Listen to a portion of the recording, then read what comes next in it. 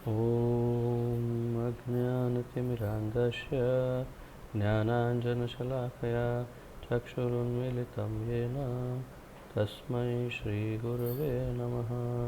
श्रीचैतन्यमनोभीष्टं स्थापितं येन भूतले स्वयं रूपकदा मह्यं ददाति स्वपदान्तिकं। वन्देऽहं श्रीगुरुं श्रीयुतपदकमलं श्रीगुरून् वैष्णवांश्च श्रीरूपं साग्रजातं सहगण रघुनाथान्वितं तं सजीवं साद्वैतं सावधूतं परिजनसहितं कृष्णचैतन्यदेवं श्रीराधाकृष्णपादान् सहगण ललिता श्रीविशाखान्वितांश्च। श्रीकृष्ण करुणासिन्धु दीनबन्धु जगत्पते गोपेश गोपिकान्त राधाकान्त नमोऽस्तुते। तप्तकाञ्चन गौराङ्गी राधे वृन्दावनेश्वरी वृषभानुसुते देवी प्रणमामि हरिप्रिये। वाञ्छाकल्पतरुभ्यश्च कृपासिन्धुभ्य एव च पतितानां पावनेभ्यो वैष्णवेभ्यो नमो नमः। अनन्तकोटिवैष्णववृन्द की जय। नमः ओं विष्णुपादाय कृष्णप्रेष्ठाय भूतले श्रीमते जयपताका स्वामिनिति नामिने। नमो आचार्यपादाय निताय कृपाप्रदायने गौरकथादामदाय नगरग्रामतारिणे। नमः ओं विष्णुपादाय कृष्णप्रेष्ठाय भूतले श्रीमते भक्तिवेदान्तस्वामिनिति नामिने। नमस्ते सारस्वते देवे गौरवाणी प्रचारिणे निर्विशेषशून्यवादी पाश्चात्यदेशतारिणे। जय श्री कृष्ण चैतन्य प्रभु नित्यानंद श्री अद्वैत गदाधर श्रीवासादि गौरभक्तवृंद। हरे कृष्ण कृष्ण कृष्ण हरे हरे हरे राम राम राम हरे हरे। हरे कृष्ण कृष्ण कृष्ण हरे हरे हरे राम राम राम हरे हरे। हरे कृष्ण कृष्ण कृष्ण हरे हरे हरे राम राम राम हरे हरे। आप सबका बहुत बहुत स्वागत है हमारे इस बहुत ही महत्वपूर्ण ज्ञान यज्ञ में, जिसमें हम भक्ति रसामृत सिंधु का परम मधुर आस्वादन कर रहे हैं।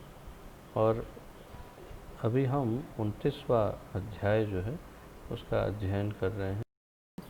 इसका शीर्षक है कृष्ण प्रेम के व्याभिचारी भाव या फिर कृष्ण प्रेम की अभिव्यक्ति। तो हम अभी कृष्ण प्रेम की विभिन्न अभिव्यक्तियाँ, उसके व्याभिचारी भाव का अध्ययन कर रहे हैं। और हमने अभी तक निराशा, विषाद, दैन्य, ग्लानि, शर्म, ऐसे कुछ भावों का हमने अध्ययन किया है। और आज हम मद, इस भाव का अध्ययन करने जा रहे हैं। तो आइए शुरुआत करते हैं।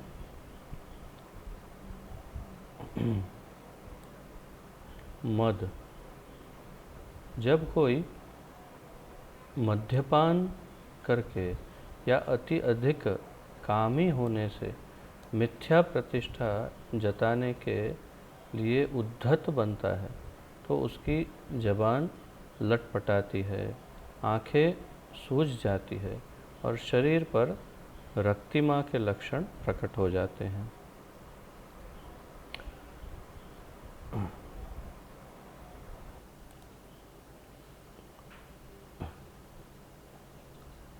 तो यहाँ पर किसी ऐसे व्यक्ति का उदाहरण दिया है कि जिसने शराब का नशा या कोई नशा किया हो, या अति अधिक कामी व्यक्ति हो, या कोई मिथ्या प्रतिष्ठा के लिए बहुत ही उत्सुक हो, तो फिर वो बहुत ही उद्धत बनता है और उसकी ज़बान लटपटाती है, ऐसा कहा यहाँ। आँखें सूज जाती है और शरीर पर रक्तिमा के लक्षण प्रकट होते हैं। रक्तिमा मैंने आपको बताया, नसें। ललित माधव, जो रूप गोस्वामी का बहुत ही सुंदर ग्रंथ है, ललित माधव एक नाटक के रूप में प्रस्तुत हुआ है।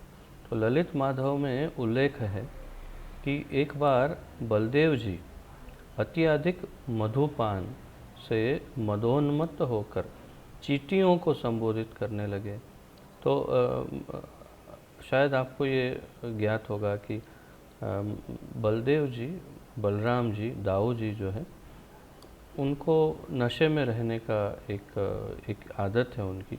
तो कभी भी कोई भी बलराम जी का श्री विग्रह देखेंगे आप, जैसे हम बल दाऊ जी जाते हैं ब्रज में, तो कितनी सुंदर विशाल प्रतिमा है उनकी, श्री विग्रह है जो काले रंग के हैं। तो उनके हाथ में आपने अगर देखा हो तो एक प्याला रहता है, एक ग्लास।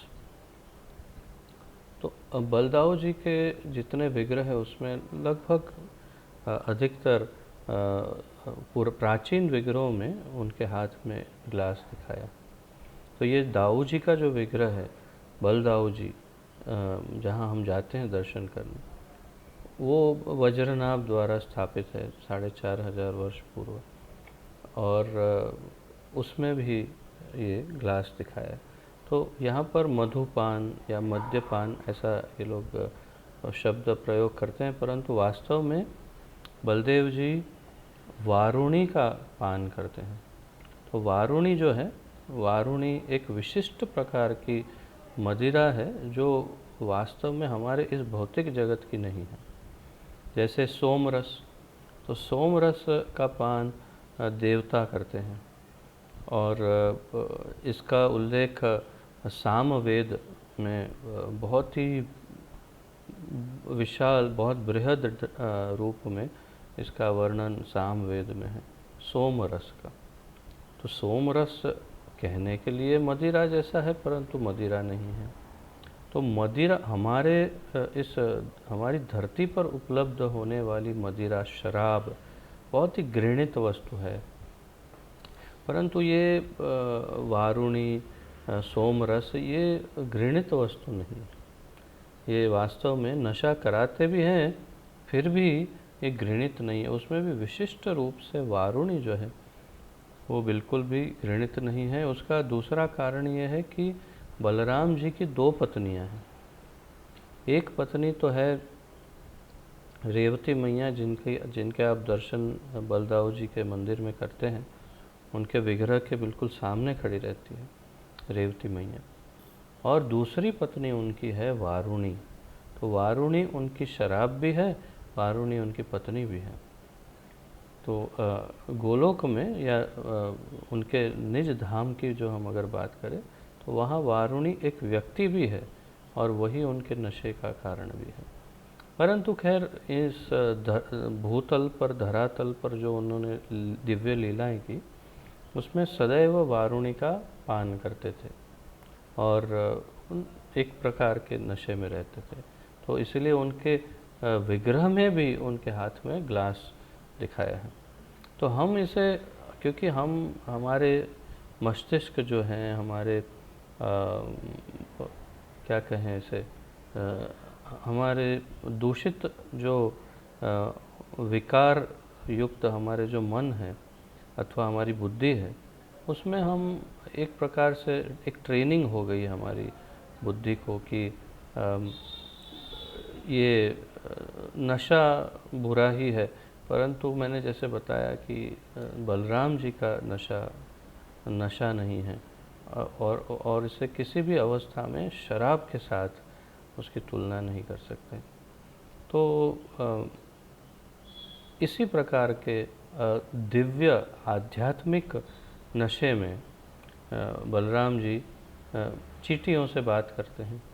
चींटियों को कहते हैं, अरे चींटियों के राजाओं, तुम इन बिलों में क्यों छिपे हो? तो अपने छोटे छोटे जो जहाँ पर कोई छोटा छोटा छिद्र जहाँ भी दिखाई देता है, वहाँ पर घर बना लेती है। तो वहाँ पर क्यों, अंदर क्यों छिपे हैं? ऐसे उनको ललकार रहे हैं बलराम जी। उसी समय उन्होंने स्वर्ग के राजा को भी संबोधित किया। पहले चींटियों के राजा को संबोधित किया, फिर स्वर्ग के राजा को भी संबोधित किया। अरे शची के खिलौने इंद्र, तुम हंस क्यों रहे हो? तो शची के खिलौने, सची जो है वो या शची यहाँ जैसे हिंदी में लिखा है, तो शची जो है उनकी पत्नी और उनके खिलौने अर्थात उनके इशारों पे नाचने वाले इंद्र, मतलब कि पत्नी के क्या कहते हैं इसे, हाँ हाँ, लीलामृता बोल रही पत्नी व्रता, तो पत्नी व्रता इंद्रदेव को ललकार रहे हैं, तुम हंस क्यों रहे हो, मैं सारे ब्रह्मांड को नष्ट भ्रष्ट करने को उद्यत हूँ और मैं जानता हूँ कि कृष्ण मुझसे रिष्ट नहीं होंगे। तो उनके अंतः मन में कृष्ण तो सतत है ही, क्योंकि वे सेवक भगवान हैं। तो साथ साथ ये भी कह रहे हैं कि ऐसा मत समझो कि कृष्ण नाराज़ हो जाएंगे मुझसे, मैं सारे ब्रह्मांड को नष्ट कर दूंगा और फिर भी कृष्ण कुछ नहीं करेंगे। तो यहाँ पर नोट में नीचे प्रभुपाद जी लिखते हैं, उनके बारे में बताते हैं कि बलदेव या बलराम कृष्ण से ज्येष्ठ भ्राता हैं, वे भगवान के स्वांश है, अतएव उन्हें भगवान का अवतार मानना चाहिए, जैसा कि श्रीमद् भागवत में लिखा है। तो वे स्वयं भगवान का अवतार ही है और इसलिए वे इस प्रकार कहे तो इसमें कोई आश्चर्य नहीं। तो तब वे कृष्ण से बोले, हे कृष्ण, मुझसे कहो ना कि सारा जगत क्यों डगमगा रहा है और चंद्रमा घटता बढ़ता क्यों प्रतीत हो रहा है, और यदुवंशियों आप मुझ पर हंस क्यों रहे हैं, कृपया कदम पुष्प से बनी मधु मुझे वापस दे दो। तो प्रतीत होता है कि उस समय जो मधुपान जो कर रहे थे वो कदम पुष्पों में से बनाई होगी, जैसे हम आज द्राक्षा सव या तो द्राक्ष की बनी हुई अंगूरी जिसे कहते हैं देशी भाषा में अंगूर की बनी हुई जो शराब होती है, वैसे ये कदम्ब के फूलों से बनी हुई शराब जिसे मधु कहा। तो मुझे वो कदम पुष्पों से बनी मधु मुझे वापस दे दो। श्रील रूप गोस्वामी प्रार्थना करते हैं कि मदोन्मत्त पुरुष की भांति बातें करने वाले भगवान बलराम हम सब पर प्रसन्न हो। तो रूप गोस्वामी बहुत भली भांति जानते हैं कि स्वयं ठाकुर जी ही हैं, तो उनकी इन मस्ती भरी मद उन्मत्त जो है ऐसी बातों को सुन करके भी उनकी भगवत्ता को जान करके रूप गोस्वामी उन्हें वंदन करते हुए निवेदन करते हैं कि आप हम सबों पर अर्थात हम सब पर भी प्रसन्न हो। तो मद अवस्था में बलराम को थकान, तो हम यहाँ पर ये शीर्षक जो है मद है, मद का अर्थ आप इनकी बातों से समझ पा रहे होंगे कि, और वैसे तो आप भी जानते हैं कि जब एक सामान्य उदाहरण अगर लौकिक जीवन में देखें तो जो नशा करके बैठा है और जो जिस प्रकार का बर्ताव करता है, जैसी भाषा का उपयोग करता है, उसे मद कहते हैं। तो मद अवस्था में बलराम को थकान महसूस हुई और वे विश्राम करने के लिए लेट गए। सामान्यतः महापुरुष मद की अवस्था में लेट जाते हैं।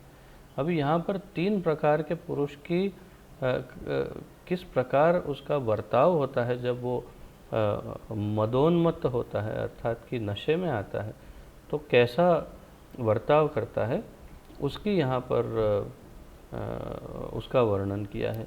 तो ये सामान्य जीवों के साथ तुलना करेंगे तो भी ये हम देख पाएंगे कि हाँ सत्य है। हमारे इस लौकिक जीवन में भी जब लोग नशा करते हैं तो अच्छे लोग, अब अच्छे लोग तो नशा कर ही नहीं सकते, परंतु फिर भी जो सुशिक्षित लोग आधुनिकता से, आधुनिक ढंग से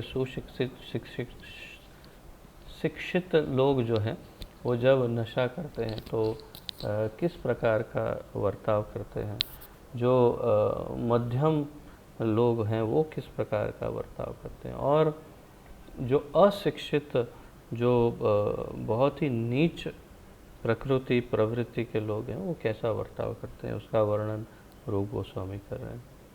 तो सामान्यतः महापुरुष मद की अवस्था में लेट जाते हैं, चुपचाप सो जाते हैं और कोई कार्य नहीं करते, किंतु मध्यम पुरुष इस मद की अवस्था में हंसते और गाते हैं। तो जो बहुत उत्तम नहीं है परंतु बहुत गिरे हुए भी नहीं हैं, ऐसे लोग इसमें हंसते हैं और गाते हैं। और जो निम्न पुरुष हैं वे गाली गलौज करते हैं और कभी कभी चिल्लाते हैं। तो आप जानते हैं कि जो घर वालों को मारना पीटना, लोगों से झगड़ा करना, गाली गलौज करना आदि, ये सब जो निम्न कोटि के पुरुष होते हैं वो जब नशा करते हैं तो इस प्रकार बर्ताव करते हैं। तो ऐसा मद, तो यहाँ पर इस बात को क्यों कहा, क्योंकि यहाँ सबसे पहले कहा कि बलराम जी थकान महसूस करने लगे और लेट गए। तो ये उत्तम पुरुष की निशानी बताई। ऐसा मद आयु तथा मनोदशाओं के अनुसार प्रकट होता है। तो ये मनोदशाओं के अनुसार और आयु के अनुसार ये सब अवस्थाएं प्रकट होती हैं। श्रील रूप गोस्वामी इस विषय में आगे कुछ नहीं कहते, क्योंकि इस पर चर्चा करने की और कोई आवश्यकता नहीं है तो इसलिए इसमें कुछ और नहीं कहते। मद के लक्षणों का अन्य वर्णन कृष्ण का दर्शन करने के बाद श्रीमती राधा रानी में पाया जाता है।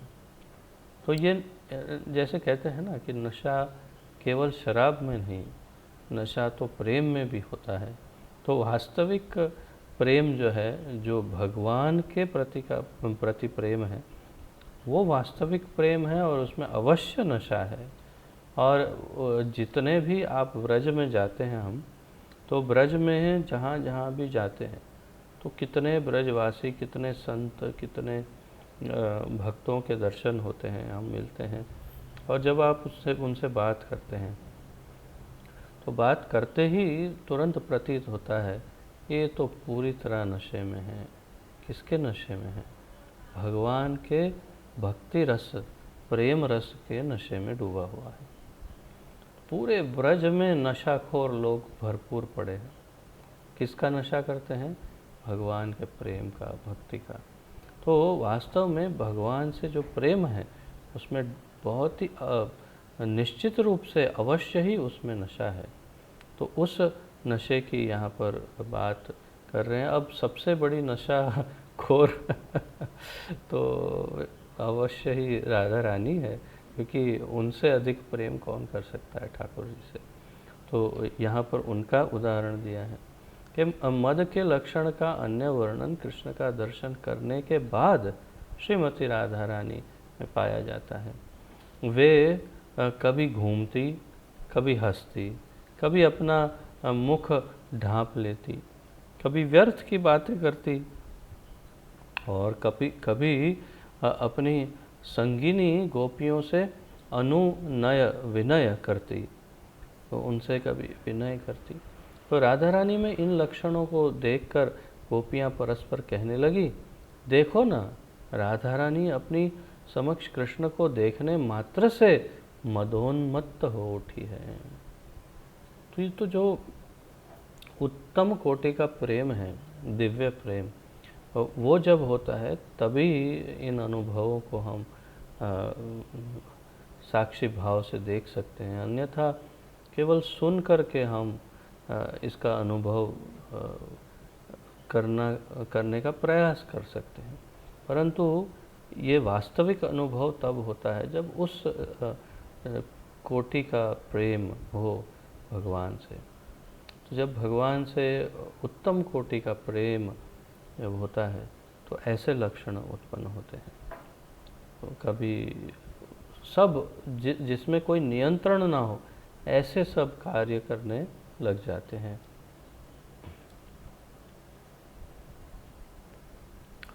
यह प्रेम जनित मद का उदाहरण है। तो इसे प्रेम जनित मद का। अब दूसरा लक्षण गर्व। अब हम चर्चा करेंगे गर्व की। तो सामान्य भाषा में तो आप जानते हैं गर्व एक प्रकार का अहंकार कह सकते हैं। तो देखते हैं यहाँ पर रूप गोस्वामी और हमारे प्रभुपाद जी क्या क्या वर्णन करते हैं। प्रेम जनित गर्व की अभिव्यक्ति अत्यधिक धन, अनुपम सौंदर्य, उच्च कोटि के निवास अथवा इष्ट प्राप्ति के कारण हो सकती है। तो प्रेम जनित जो गर्व है, प्रेम जनित गर्व, ये शब्द महत्वपूर्ण है, क्योंकि साधारण गर्व सामान्य जीवन का गर्व नहीं है। ये भगवान के प्रति प्रेम से उत्पन्न होने वाला गर्व है। तो उसकी अभिव्यक्ति कैसे हो सकती है? अति अधिक धन, अनुपम सौंदर्य, उच्च कोटि के निवास अथवा इष्ट प्राप्ति के कारण हो सकती है। तो जब कोई व्यक्ति अन्यों की उपेक्षा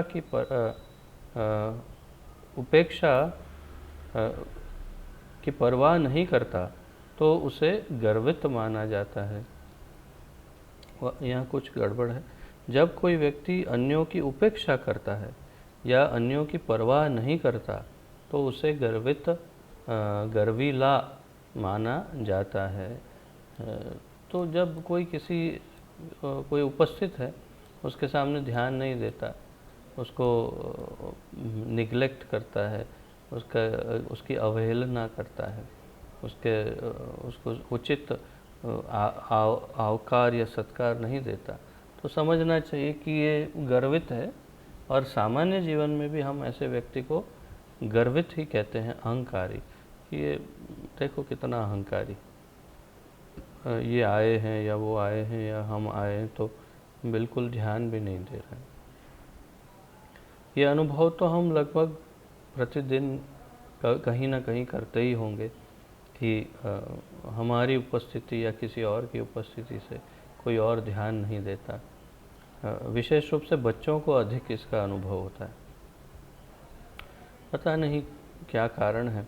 जब बच्चे किसी वरिष्ठ बड़े लोगों से बात करने जाते हैं, तो एक ये आदत सी है बड़े लोगों को आज के समाज में कि जब बच्चे बात करने आते हैं तो उनकी उपेक्षा कर देते, उनके सामने ध्यान नहीं देते, उनकी बात नहीं सुनते। और यही भाव को फिर वो बच्चे भी ग्रहण करते हैं और बड़े होने पर वो भी वही करते हैं। परंतु उपयुक्त वर्ताव क्या है कि कोई बच्चा भी यदि किसी के पास जाए तो उसे उसके अनुसार उसका आवकार करके उसे उसके साथ बात करनी चाहिए। क्यों ऐसे समझते हैं कि ये महत्वपूर्ण नहीं है? किस कारण से? क्योंकि गर्व है, अंधा गर्व है, झूठा गर्व है, इसलिए उस गर्व के कारण वे उनकी उपेक्षा कर देते हैं। तो तात्पर्य यह है कि किसी भी व्यक्ति की उपेक्षा नहीं करनी चाहिए।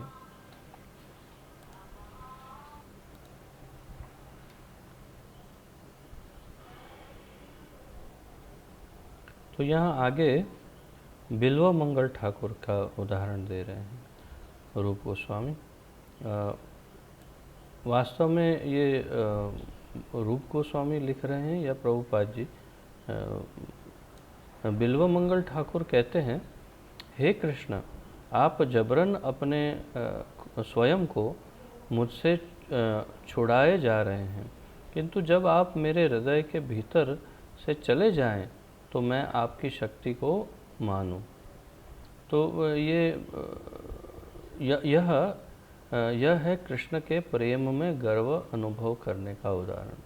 तो प्रेम में गर्व से भगवान को चैलेंज कर रहे हैं, उनको चुनौती दे रहे हैं कि आप ज़बरदस्ती मुझसे छुड़ा करके चले जा रहे हैं अपने आप को, किंतु जब आप मेरे हृदय के अंदर से चले जाएंगे, विस्मृति हो जाएगी आपकी, तो मैं आपकी शक्ति को मानूंगा। अर्थात कि वो ये कहना चाहते हैं कि आप इतने शक्तिशाली नहीं कि आप मेरे हृदय से अपने आप को निकाल सकें। खैर, भगवान चाहे तो कर भी सकते हैं, ये भी उनके लिए तो कुछ भी असंभव नहीं भगवान के लिए, परंतु एक भाव, भक्त का भाव है, एक भक्त का प्रेम है, और इस प्रेम में गर्व है, और उस गर्व के से वो चुनौती देते हैं भगवान को। और भगवान उसे किस तरह लेते हैं? एक असुर की चुनौती के समान नहीं, बल्कि एक बहुत ही प्रिय भक्त की चुनौती को बहुत ही सम्मानित करते हैं भगवान। तो ये बिल्वन मंगल ठाकुर का प्रेम में गर्व है। एक बार रास नृत्य के दौरान जब राधा रानी वहाँ से चली गई और उन्हें ढूंढने के बहाने कृष्ण भी चले गए, तो राधा रानी की एक सखी ने कृष्ण से कहा, हे कृष्ण, आपने हमारी राधा रानी के रूप की अति अधिक सेवा की है, और अब सारी गोपियों को छोड़कर उन्हें खोजने जा रहे हैं। क्या मैं पूछ सकती हूँ कि आप उनसे कैसा व्यवहार चाहते हैं? तो यह अनुपम सौंदर्य के कारण गर्वित होने का उदाहरण है। और अनुपम, अन उपमा, तो जिसकी उपमा नहीं दी जा सकती, जिसकी तुलना नहीं की जा सकती कि ये ऐसा है, ये कैसा है तो ये इसके जैसा है, ऐसा कहा ही ना। राधा रानी का सौंदर्य वर्णित करना हो तो आप इस बार जब हम ब्रज में गए थे 19 में, तो आपको स्मरण होगा कि 2 जगह पर एक ही कथा हमने सुनी। एक तो गहवर वन में हमने जो सुनी, और वही फिर मोर कुटीर पे ऊपर मोर कुटी जो है, वहाँ पर मोर कुटी वाले बाबा ने भी वही कथा सुनाई, जहाँ पर कृष्ण और राधा रानी बैठते हैं। राधा रानी ने श्रृंगार किया है, और कृष्ण ने ही बल्कि श्रृंगार करके दिया, और राधा रानी पूछती है कृष्ण को, मैं कैसी दिखती हूँ? तो और फिर भगवान कहते हैं कि आप चंद्रमा के समान सुंदर दिखती है। मेरो मुख नीको कि तेरो मुख नीको, तो हम दोनों में से नीको मतलब सुंदर, तो तू ज़्यादा सुंदर है कि मैं ज़्यादा सुंदर हूँ? और फिर भगवान कहते हैं आप तो चंद्रमा के समान सुंदर हो। तो राधा रानी बहुत ही नाराज़ हो जाती है और कहती है कि चंद्रमा में तो दाग है, आप ऐसे दाग वाले के साथ मेरी तुलना कर रहे हैं। आपको क्या लगता है कि मेरे सौंदर्य में कोई त्रुटि है, कोई खामी है, कोई कमी है? और मान करके अर्थात कि रीस के वे ऊपर मानगढ़ जहाँ हम दर्शन करके आए इस बार, तो मान मंदिर में जा कर के बैठ जाती है। तो उसी मानगढ़ में वहाँ पर तो तात्पर्य क्या है कि राधा रानी का सौंदर्य जो है वो तो अनुपम है। अनुपम अर्थात कि उसकी उपमा नहीं दे सकते। कृष्ण ने भी वो गलती की, वो धृष्टता की, और बहुत पछतावा हुआ। इतना पछताना पड़ा, पता नहीं कितना समय लगा होगा उनको मनाने में। तो ये ऐसा है। अब राधा रानी पूछे सामने से कि नहीं बताओ मैं कैसी सुंदर हूँ, कितनी सुंदर हूँ, तो कृष्ण क्या कहे कि तुम राधा रानी जैसी सुंदर हो, ऐसा कहे तब जाके ठीक होगा कि हाँ। तो राधा रानी पूछे नहीं तो कितनी, और कहे चंद्रमा, तो हो गया। तो राधा रानी जैसा सौंदर्य किसी का नहीं, अनुपम सौंदर्य। तो क्यों न गर्व हो? ऐसे हमने और आपने भी कभी न कभी गर्व का अनुभव किया होगा। कोई ऐसी वस्तु हमारे पास हो जो दूसरे के पास ना हो, तो थोड़ी देर ही सही गर्व तो हो ही जाता है। और फिर वो गर्व कब भंग होता है? जब हमसे श्रेष्ठ कोई आ जाता है तो हमारा गर्व भंग हो जाता है। परंतु राधा रानी से श्रेष्ठ कौन है सौंदर्य में? तो फिर गर्व क्यों ना हो। और सामने कृष्ण जो सभी के एक लौते मालिक हैं, जो सर्वेश्वर भगवान है, वही अगर उनके पीछे पीछे लट्टू की तरह घूमते रहते तो फिर क्यों गर्व ना हो भाई। हाँ, ये तो स्वाभाविक है, होना ही चाहिए, उसमें कोई गलत बात नहीं है। तो यहाँ पर राधा रानी वहाँ से चली गई रास के दौरान, और कृष्ण उनको ढूंढने के लिए पीछे पीछे जा रहे थे।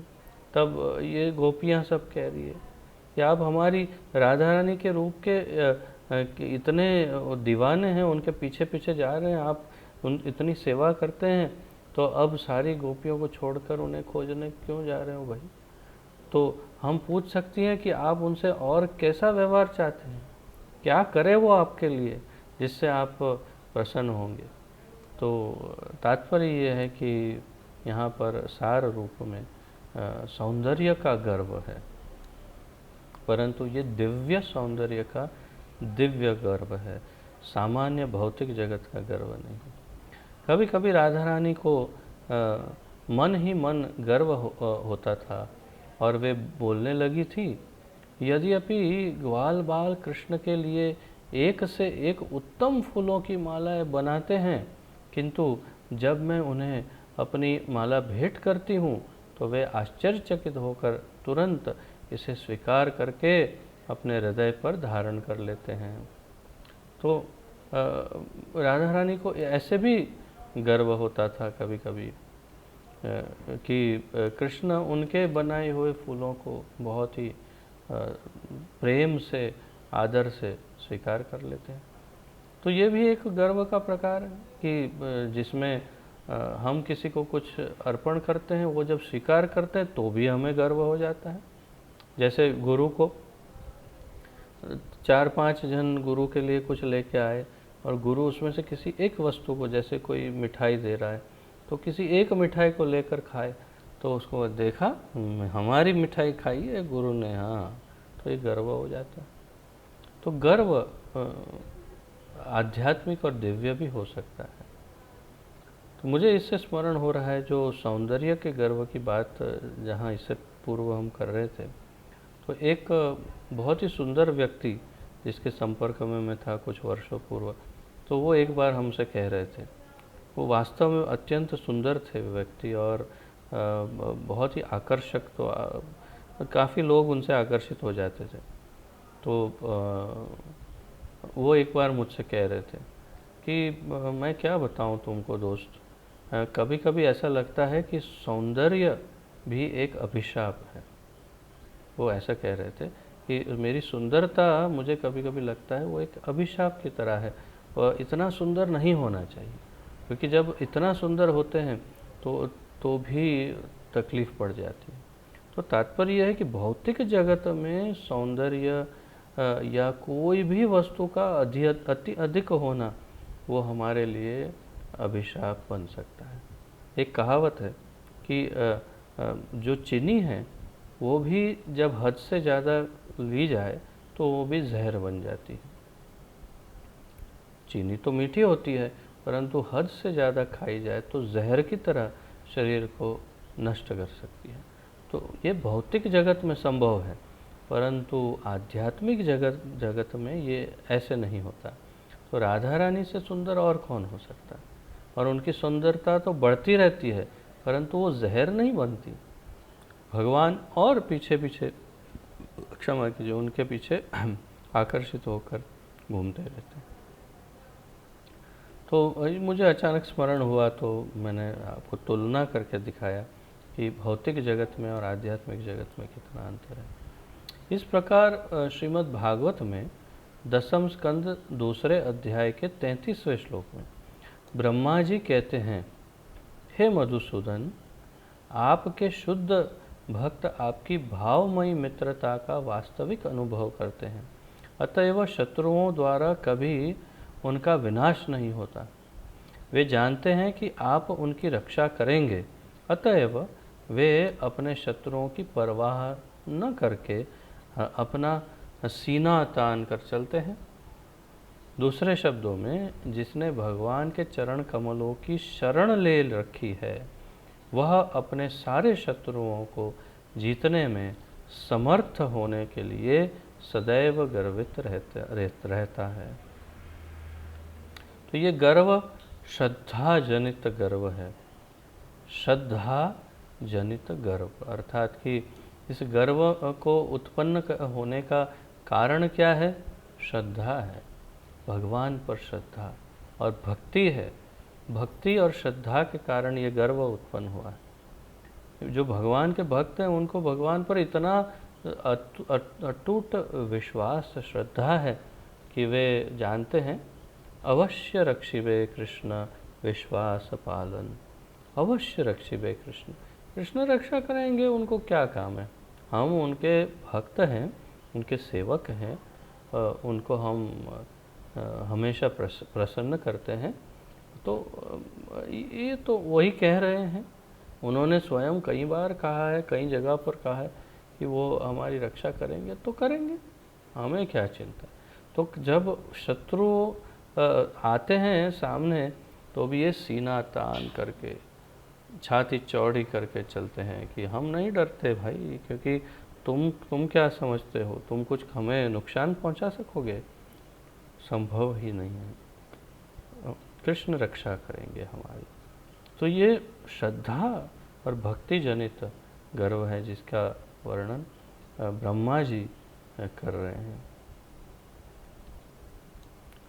मथुरा के एक जुलाहे ने कृष्ण से इस प्रकार कहा, हे वृंदावन नरेश, मैं आपकी अहेतु की कृपा से इतना गर्वित हुआ हूँ कि मैं अनेक महर्षियों द्वारा गूढ़ ध्यान में मांगे जाने वाली वैकुंठपति की कृपा पर भी निर्भर नहीं रहता। तो यहाँ पर बहुत ही अद्भुत, अद्वितीय पराकाष्ठा है भक्ति की। भक्ति की पराकाष्ठा अर्थात जो उत्तमोत्तम भक्ति है, कृष्ण भक्ति, उसकी तुलना विष्णु भक्ति से की।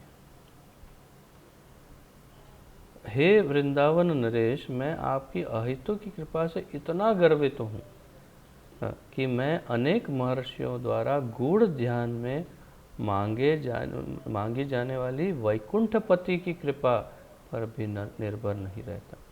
तो वैकुंठपति कौन है? विष्णु। और वृंदावन नरेश कौन है? कृष्ण। तो यहाँ कृष्ण भक्ति और विष्णु भक्ति की तुलना कर दी है और उसमें अंतर दिखाया है, और उसमें कृष्ण भक्त ने अपने आप को विष्णु भक्त से श्रेष्ठ बता करके गर्व प्रकट किया है। आश्चर्यजनक है, परंतु सत्य यही है कि जो कृष्ण भक्त है वो सर्वश्रेष्ठ है ही, उसमें कोई भी संशय नहीं है। तो विष्णु भक्ति से भी श्रेष्ठ बताया। तो प्रभुपाद समझाते हैं दूसरे शब्दों में, यद्यपि योगी तथा महर्षि वैकुंठवासी भगवान विष्णु का ध्यान करते हैं, किंतु कृष्ण भक्त इतना गर्वित रहता है कि वह ऐसे ध्यान को अधिक महत्वपूर्ण नहीं मानता। गर्व का यह भाव इष्ट की, कृष्ण की प्राप्ति के उच्चतम लक्ष्य को पा लेने के कारण होता है। वही जैसे मैंने बताया आपको कि सर्वोच्च लक्ष्य है कृष्ण, और जो कृष्ण को प्राप्त कर रहा है उसे वैकुंठ से भी कुछ लेना देना नहीं। और फिर से मैं आपको एक बार वही कथा स्मरण कराता हूँ कि जो श्रील सनातन गोस्वामी द्वारा लिखित बृहद भागवतामृत में बहुत ही सुंदर कथा है, गोप बालक,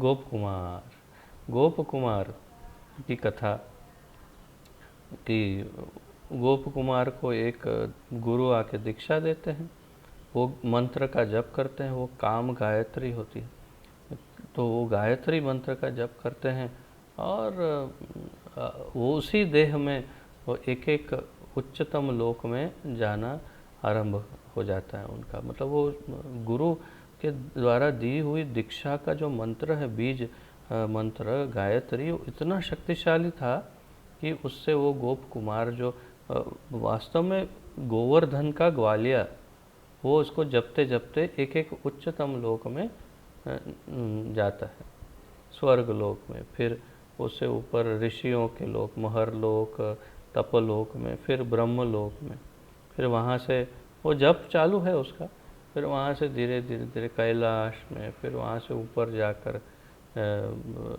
वैकुंठ में प्रवेश करता है।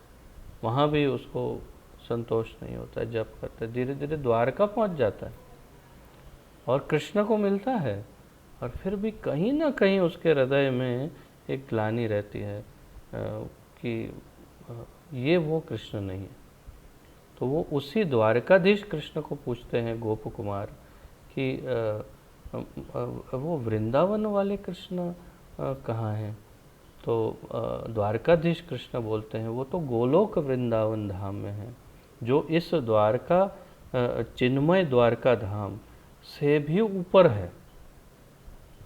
तो वो निवेदन करते हैं कि मुझे, जैसे मैं इस शरीर से ही ये इतने सारे लोक में आकर द्वारका आ गया, तो अब मुझे यहाँ से वहाँ भी भेज दीजिए आप।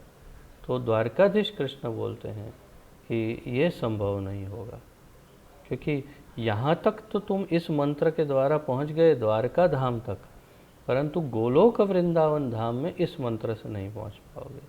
तो क्या करना होगा? तो तुम्हें वापस गोवर्धन जा कर के, ब्रज में जा कर के हरिनाम संकीर्तन करना होगा। जब तुम हरिनाम संकीर्तन करोगे तो तुम डायरेक्टली गोलोक धाम जा सकोगे। और फिर वापस उन्हें गोवर्धन में फिर से जन्म देते हैं द्वारकाधीश, और फिर यहाँ पर गोवर्धन में रहकर वो हरिनाम संकीर्तन करते हैं गोप कुमार, और फिर सीधे ही गोलोक वृंदावन धाम पहुँचते हैं कृष्ण के पास। तो तात्पर्य क्या है कि विष्णु की क्या तुलना करें? द्वारकाधीश कृष्ण जो हैं वो भी स्वयं बता रहे हैं, हमारे आचार्य द्वारा लिखित बड़े महत्वपूर्ण ग्रंथ में, महत्वपूर्ण आचार्य द्वारा लिखित महत्वपूर्ण ग्रंथ में, कि द्वारका भी गोलोक वृंदावन से निम्न स्तर पर है, और द्वारका तक हम गायत्री से पहुंच सकते हैं, परंतु वो भी जो कृष्ण गायत्री मंत्र है उससे, कृष्ण गायत्री से, जो सामान्य हम गायत्री मंत्र बताते हैं वो नहीं। लेकिन फिर भी गोलोक वृंदावन नहीं जा सकते। गोलोक वृंदावन, भूलोक वृंदावन में रह कर के हरिनाम संकीर्तन करने से ही जाना संभव। तो यहाँ पर जो तुलना है उसका यहाँ मैं थोड़ा सा उदाहरण दे करके और स्पष्टीकरण कर रहा था। तो भाई क्यों गर्व ना हो? जो गोलोक वृंदावन निवासी हो उसे क्यों गर्व ना हो कि हम तो उच्चतम सर्वोच्च लोक में निवास करते हैं श्री कृष्ण के साथ। अब अगला जो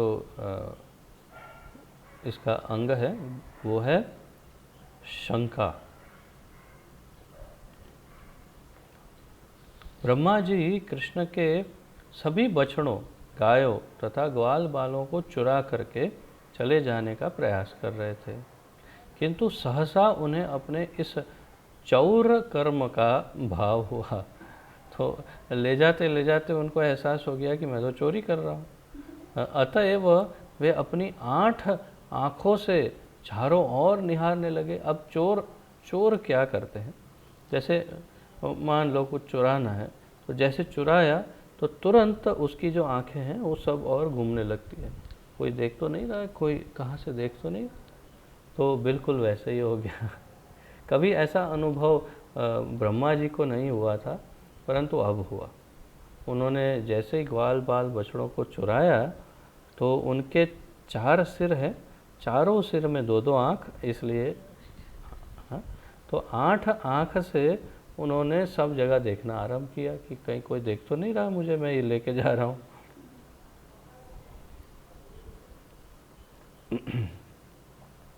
ब्रह्मा जी के 4 सिर होने से उनकी 8 आँखें हैं। यह चौर कर्म से जनित शंका में प्रेम भाव का उदाहरण है। तो शंका में शंका होना अर्थात कि ऐसा हो तो नहीं रहा, कहीं ऐसा तो नहीं होगा, ऐसा होगा, वो शंका। तो शंका ये प्रेम भाव में शंका का उदाहरण है, ऐसा रूप गोस्वामी बताते हैं।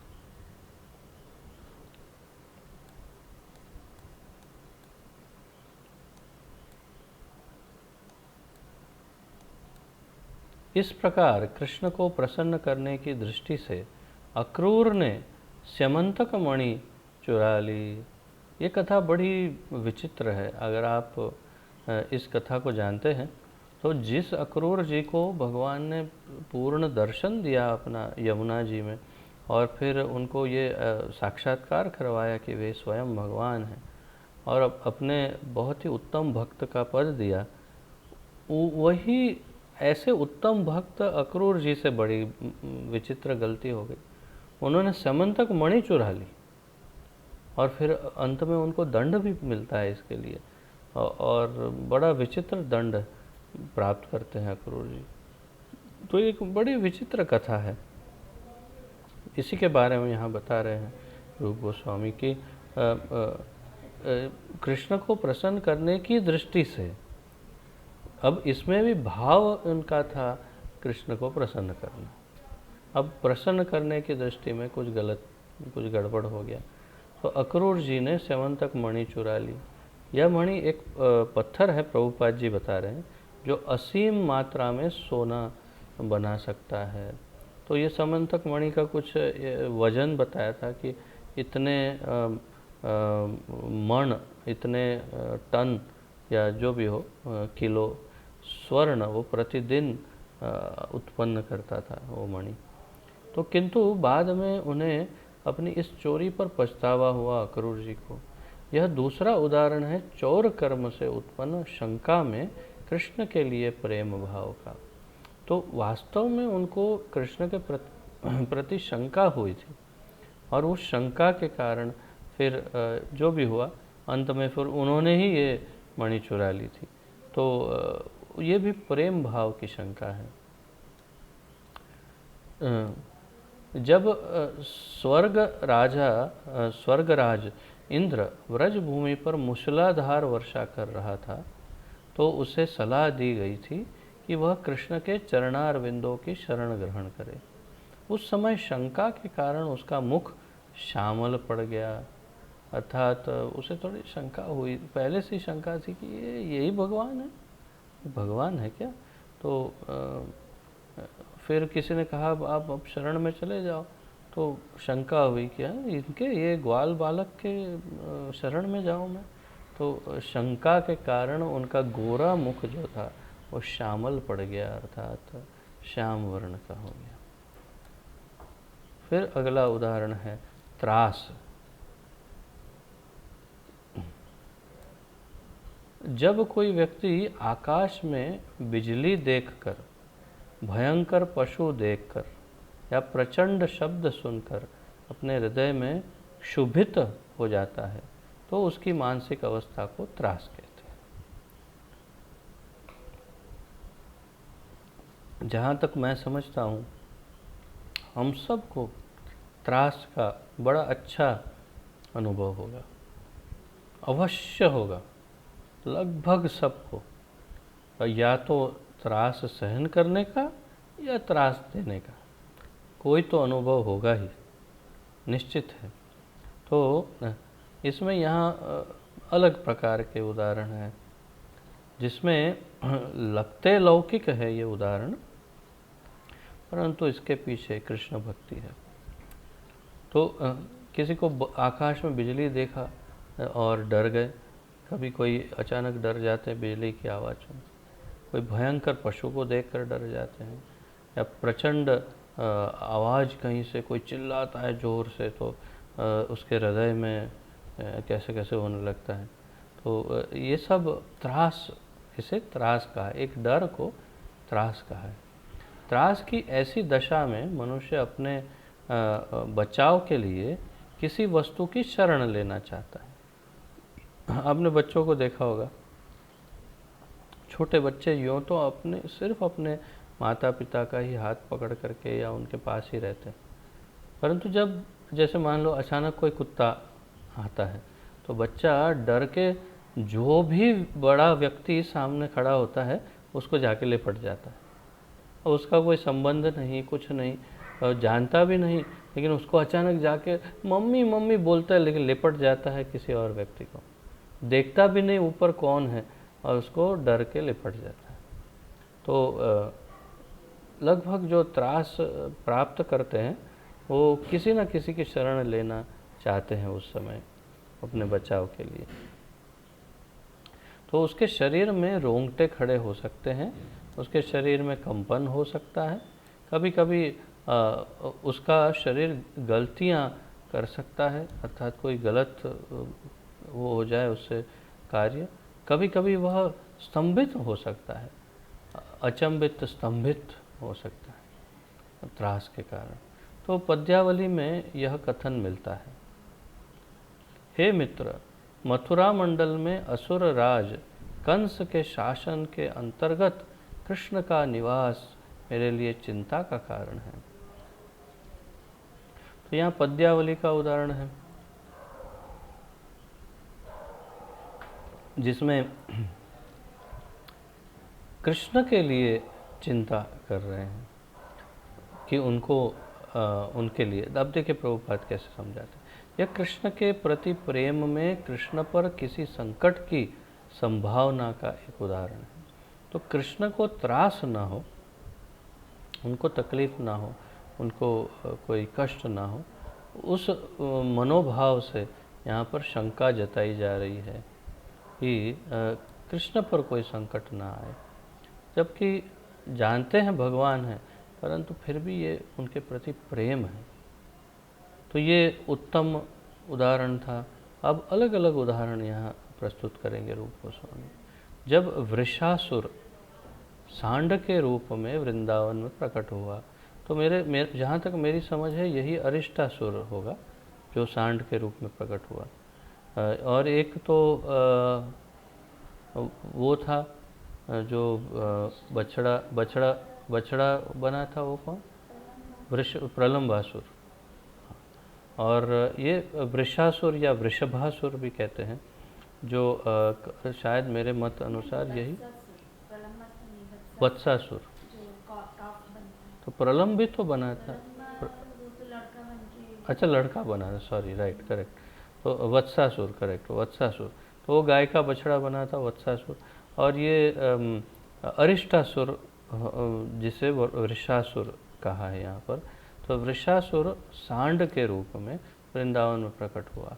तो सारी गोपियाँ अत्यधिक भयभीत हो उठी, क्योंकि जो वर्णन है भागवत में, इतना भयंकर दिखता था वो, और इतना विशाल काय था कि जिसकी हम कल्पना नहीं कर सकते। एक पहाड़ के समान बड़ा, इतना बड़ा था। ये असुर था ना, परंतु वृषभ एक बैल के रूप में था।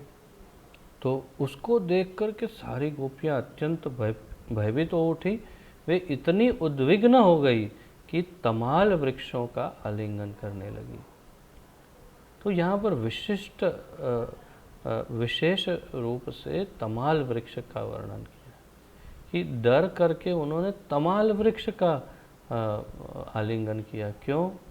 क्योंकि ये बहुत स्पष्ट रूप से बताया है हमारे आचार्यों ने कि भगवान का कलर, एक तो घनश्याम कहते हैं, जैसे बरसात वाले काले घने बादल वैसा भी है, और तमाल वृक्ष का कलर और कृष्ण का कलर बिल्कुल सेम टू सेम। तो इसलिए तमाल वृक्ष को देखकर कृष्ण की याद आई और कृष्ण समझकर उसे आलिंगन कर लिया बचाव के लिए। तो यह भयंकर पशु के द्वारा उत्पन्न भय का एवं प्रेम के कारण कृष्ण को स्मरण करते हुए आश्रय की खोज का उदाहरण है।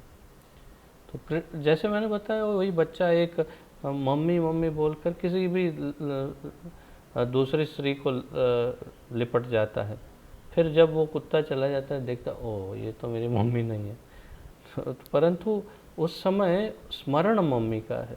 तो इसी प्रकार यहाँ ये ऋषासुर को देख करके गोपियों को स्मरण कृष्ण का हुआ और तमाल वृक्ष को आलिंगन कर लिया।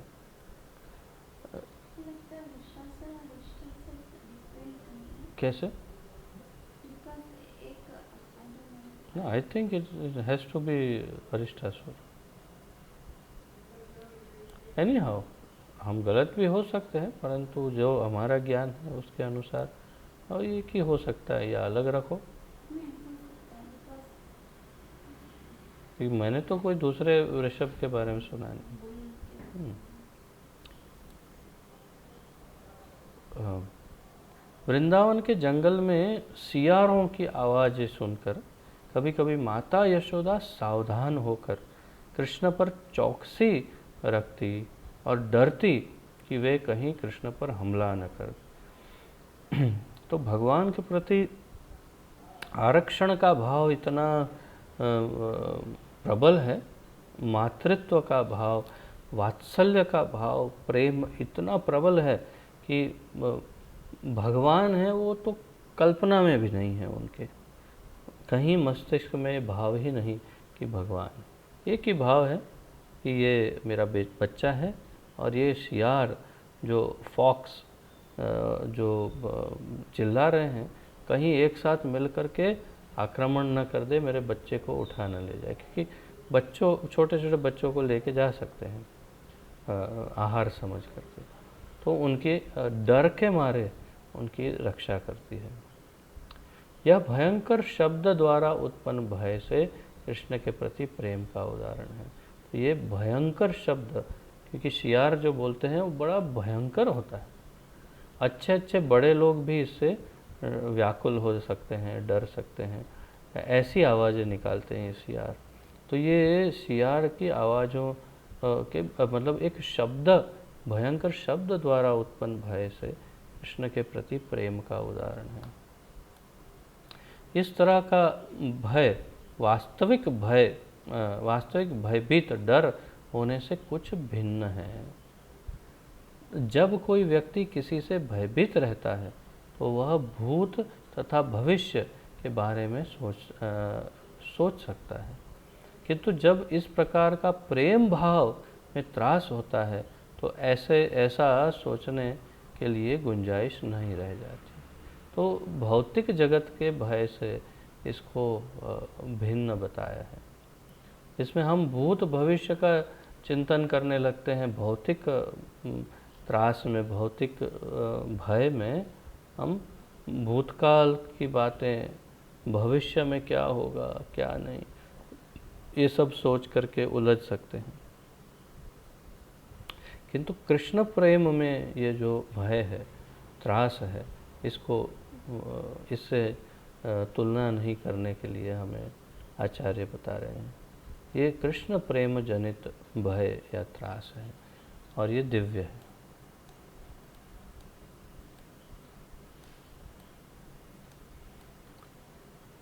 अब है आवेग। मेरे ख्याल से आवेग इतना बड़ा है, दो पेजेस, 3 पेजेस का है, 3 पेज। तो आवेग इतना, इसका इतने ज़्यादा उदाहरण दिए, इतने उदाहरण दिए कि एक समय ऐसा लगता है कि अब बस हो गया, बहुत दे दिए उदाहरण। इतने उदाहरण दिए हैं, भर भर के 3 पेज भर के उदाहरण ही उदाहरण दिए। और अर्थात कि ये आवेग जो है वो महत्वपूर्ण है। अगर महत्वपूर्ण नहीं होता तो इसके इतने सारे उदाहरण रूप गोस्वामी नहीं देते। हमारी सामान्य बुद्धि से जो हम समझ सकते हैं, तो आवेग का बड़ा महत्व होने के कारण इसके अलग अलग प्रकार के, अलग अलग भाव के आवेग, अलग अलग स्वभाव के आवेगों का यहाँ पर वर्णन 3 पेज तक करते रहते हैं रूप गोस्वामी। तो समय तो हो चला है वैसे, तो क्या करें फिर? हाँ हाँ, तो या फिर 1 आध पेज तक करके फिर बाकी आगे करें, ऐसा कर सकते हैं, थोड़ा सा कर लेते हैं। तो आवेग की उत्पत्ति किसी अत्यंत प्रिय वस्तु, किसी अत्यंत घृणित वस्तु, अग्नि, प्रबल वायु, प्रबल वर्षा, किसी प्राकृतिक उत्पात, विशाल हाथी के दर्शन और किसी शत्रु के दर्शन से होती है। तो पहले बता दिया, और ये सारे उदाहरण देने वाले हैं रूप गोस्वामी। किससे आवेग हो सकता है? आवेग का अर्थ क्या है? आवेग का अर्थ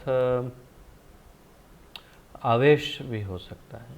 आवेश, आवेश, आवेग या अचानक एक शक्ति, एक उत्साह, एक अलग भाव, तीव्र भाव का प्रकट होना, उसे आवेग कहते हैं। तो उदाहरण से आप समझेंगे। तो यहाँ पर कारण बताए हैं आवेग के। कारण क्या क्या है? उसकी उत्पत्ति किसी अत्यंत प्रिय वस्तु हो जाए। कोई अत्यंत प्रिय वस्तु अगर प्राप्त हो जाए तो जो एक्साइटमेंट जिसे कहते हैं अंग्रेजी में एक्साइटमेंट, वो अत्यंत आवेग में आ जाते हैं। किसी अत्यंत घृणित वस्तु को देख करके आप कल्पना कर सकते हैं। अग्नि को देख करके प्रबल, मतलब आग लग गई है, कहीं फंस गए हैं तो क्या हो? प्रबल वायु, को तूफान आ रहा है, प्रबल वर्षा, किसी प्राकृतिक उत्पात जैसे कोरोना वगैरह, तो इसका अनुभव होगा। जैसे जहाँ तक मुझे स्मरण है, मुझे समदर्शी प्रभु बता रहे थे कि गोलोक सेविनी माता जी अत्यंत आवेग में आ गई थी जब घर में एक एक व्यक्ति बीमार पड़ने लगा, तो अत्यंत व्याकुल हो गई थी और चिंताग्रस्त हो गई थी। तो ये एक भय का आवेग है जिसके अंदर कल्पना कर लेते हैं हम कि अब क्या होगा, ये हो जाएगा, वो हो जाएगा, परंतु अवश्य रक्षिबे कृष्ण, तो कृष्ण रक्षा करते हैं, कर ली रक्षा। परंतु ये होता है, ये सबके भक्तों के साथ हो सकता है। यहाँ यही उदाहरण देने वाले हैं। तो विशाल हाथी के दर्शन करके भी, अथवा किसी विशाल प्राणी के इत्यादि, और किसी शत्रु के दर्शन, इस तरह। तो जब किसी अत्यंत प्रिय वस्तु को देखने से आवेग उत्पन्न होता है तो मनुष्य बहुत तेजी से बोल सकता है और मधुर वचनों का प्रयोग कर सकता है। तो जो कोई प्रिय वस्तु कोई आ जाए तो बहुत ही तेज़ी से बात करने लगता है, सबको बताने लगता है, अरे तुमको मालूम है ये ऐसा है, वैसा है, ये है, वो है, और इतने मधुर वचन बोलने लगता है। तो ये आवेग है, आवेश। जब किसी घृणित वस्तु के दर्शन से आवेग उत्पन्न होता है तो वह तेजी से चिल्लाता है। तो ये आप माताओं में देखेंगे। घृणित वस्तु का उदाहरण मैं देता हूँ, कॉकरोच, छिपकली, लिजर्ड। तो ये अत्यंत घृणित वस्तु मानी जाती है माताओं के लिए। तो जिसे कॉकरोच पसंद ना हो, जिसे छिपकली पसंद ना हो, तो उनके लिए वो वस्तु उनके सामने आते ही एक ही उनका जो है उनकी प्रतिक्रिया होती है, चिल्लाते हैं जोर से। तो ये अनुभव शायद आप लोगों को तो होगा ही, सब गृहस्थों को। तो ये अत्यंत घृणित वस्तु को देख करके आवेग होता है तो उसमें चिल्लाते हैं। यहाँ पर रूप गोस्वामी तक को पता है, शायद हो सकता है उस समय भी कोई छिपकलियाँ देख के चिल्लाती हो, कोई लेडीज़ जो भी हो। तो तात्पर्य है कि घृणित वस्तु के दर्शन से चिल्लाना। अब अग्नि के दर्शन से आवेग उत्पन्न होता है तो मनुष्य भाग जाने का प्रयत्न करता है। हो सकता है कि शरीर में कंपन हो, आंखें बंद हो जाएं और नेत्रों में से अश्रु आ जाएं। जब कोई प्रबल वायु के कारण आवेग में आता है तो वह तेजी से दौड़ने का प्रयास करता है और अपनी आंखें मलता है। जब कोई वर्षा के कारण आवेग में आता है तो वह छाता धारण करता है और उसके शरीर में तनाव आ जाता है। जब किसी आकस्मिक उत्पात से आवेग उत्पन्न होता है तो मुंह बदरंग हो जाता है, अर्थात कि मुंह का कलर चेंज हो जाता है। उसे आश्चर्य होता है और शरीर में कंपकपी छूटती है। यदि हाथी के देखने से आवेग हो तो वह उछल सकता है और तरह तरह के भय के संकेत दिखला सकता है और कभी कभी अपने पीछे की ओर लगातार देखता रहता है, रह सकता है। यदि किसी शत्रु की उपस्थिति से आवेग उत्पन्न होता है तो वह घातक हथियार ढूंढता है और भाग निकलने का प्रयास करता है। जब कृष्ण वृंदावन के जंगल से लौटे तो माता यशोदा को अपने पुत्र को देखकर इतना आवेग हुआ कि उनके स्तनों से दूध की धारा बहने लगी। यह प्रिय वस्तु के दर्शन से उत्पन्न होने वाले आवेग का उदाहरण है। ये अत्यंत क्या कहते हैं, वात्सल्य भाव की पराकाष्ठा का ये उदाहरण है। ये जो जब मातृत्व का सर्वोत्तम भाव प्रकट होता है एक माता में, तो ऐसा वर्णन है हमारे शास्त्रों में, वेदों में, कि माता के स्तनों से अपने आप दूध गिरने लगता है। ये केवल माता ही नहीं, यहाँ तक कि गायों के भी यही लक्षण है। अब कभी गाय को भी आप गांव में कभी देखे हो सकता है, परंतु गायों में भी यही होता है, तो स्वाभाविक रूप से दूध जरने लगता है। तो ये आवेग का लक्षण है। श्रीमद् भागवत में 10वें स्कंद 23वें अध्याय का 18वां श्लोक है। सुखदेव गोस्वामी महाराज परीक्षित को सूचित करते हैं, हे राजन, ब्रह्म पत्नियां, ये वही उदाहरण है।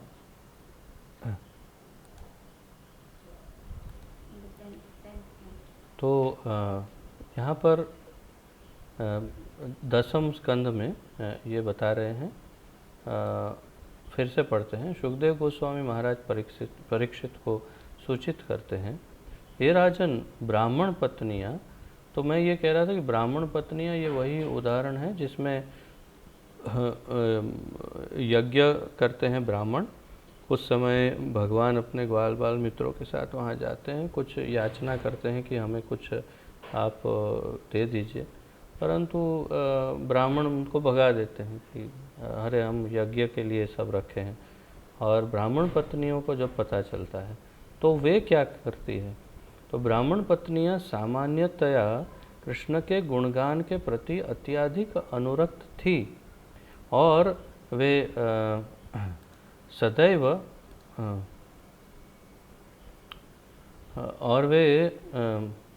सदैव उनके दर्शन प्राप्त करने की ताक में रहती थी, अर्थात सदैव सोचती थी कि कब हमें भगवान के दर्शन होंगे, कब कृष्ण आएंगे। तो हृदय से तो कृष्ण को अत्यंत प्रेम करती थी और सोचती रहती थी अभी कृष्ण कभी आएँ और हम दर्शन कर पाएँ, और उतने में ये मौका मिल गया उनको। तो अतएव जब उन्होंने सुना कि कृष्ण निकट ही है तो वे उनके दर्शन करने के लिए बहुत आतुर हो उठी और तुरंत ही उन्होंने अपने घर छोड़ दिए। तो यह अपने किसी प्रिय की उपस्थिति से उत्पन्न आवेग का दृष्टांत है। किसी अपने प्रियजन की उपस्थिति से जो आवेग होता है उसका यहाँ पर दृष्टांत दिया है, अर्थात कि जो कोई अत्यंत प्रियजन हो तो फिर हम सब भूल जाते हैं कि हमें उचित क्या है, अनुचित क्या है, क्या करना चाहिए, क्या नहीं करना चाहिए। ये सब भूल करके आवेश में आकर के हम जो वास्तव में भक्त जो भगवान के लिए दौड़ पड़ते हैं उसका यहाँ पर भगवान के प्रति प्रेम का उदाहरण है। क्योंकि गोपियाँ तो समझ सकते हैं, फिर भी ये सब वैश्य कन्याएं हैं जो शादीशुदा हो सकती या अविवाहित, वो सब भाग सकती, परंतु ब्राह्मण की पत्नियाँ इतने अधिक रूल रेगुलेशंस, नीति नियमों के अंतर्गत वो जीवन गुजारती है कि उनके लिए ऐसा करना तो बहुत ही विलक्षण बात है। तो सबसे उत्तम कुल की जो स्त्रियां हैं वे अगर इस प्रकार करें तो ये सबसे बड़ा आश्चर्य है। और यही कृष्ण प्रेम के आवेग का उत्तम उदाहरण है। तो बस इस प्रकार आगे बहुत सारे उदाहरण और देते जाएंगे रूप गोस्वामी। तो हम यहाँ पर ही चर्चा को विराम देते हैं और कल से इसी आवेग के ऊपर और एक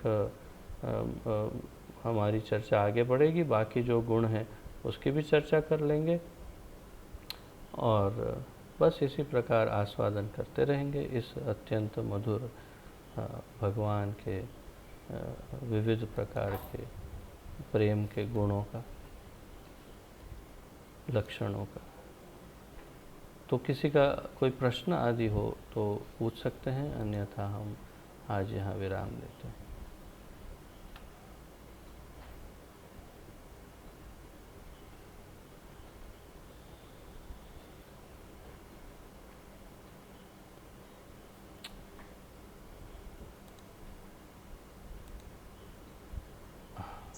हरे कृष्ण प्रभु जी। हरे कृष्ण। दंडवत प्रणाम। दंडवत। प्रभु जी, आपने जैसे समझाया कि आवेग में ऐसा होता है, कभी किसी अपन मतलब अपने किसी को देख के बहुत खुशी होता है और कभी किसी दुश्मन को देख के बहुत क्रोध आता है। तो आवेग का अर्थ ये है कि हम आवेग में जब होते हैं तब हम फेसबुक खोल डालते हैं, यही इसी को आवेग कहते हैं। क्या क्या? जब हम अपने सूझबूझ खो डालते हैं तभी हम उसे क्या आवेग कहता है। हाँ हाँ हाँ हाँ, ठीक है।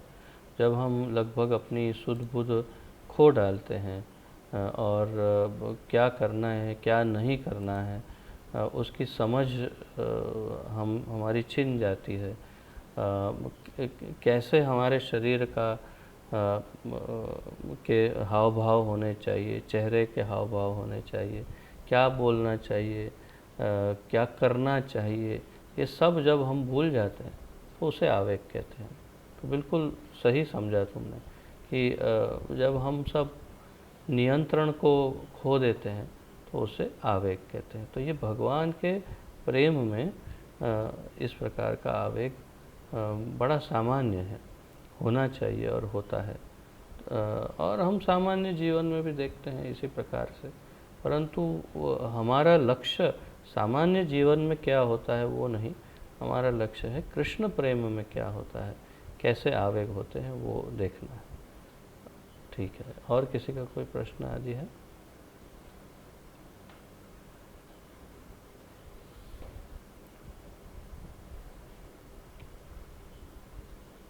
ठीक है, तो आप सबका बहुत बहुत धन्यवाद। श्री भक्ति रसामृत सिंधु की जय। श्रील रूप गोस्वामी प्रभुपाद की जय। पतित पावन अभय चरणारविंद भक्ति वेदांत स्वामी श्रील प्रभुपाद की जय। गुरु महाराज की जय। आप सब भक्तों की जय हो। निताय गौर प्रेमानंदे। हरि हरि बोल। हरे कृष्ण। आप सबको दंडवत प्रणाम।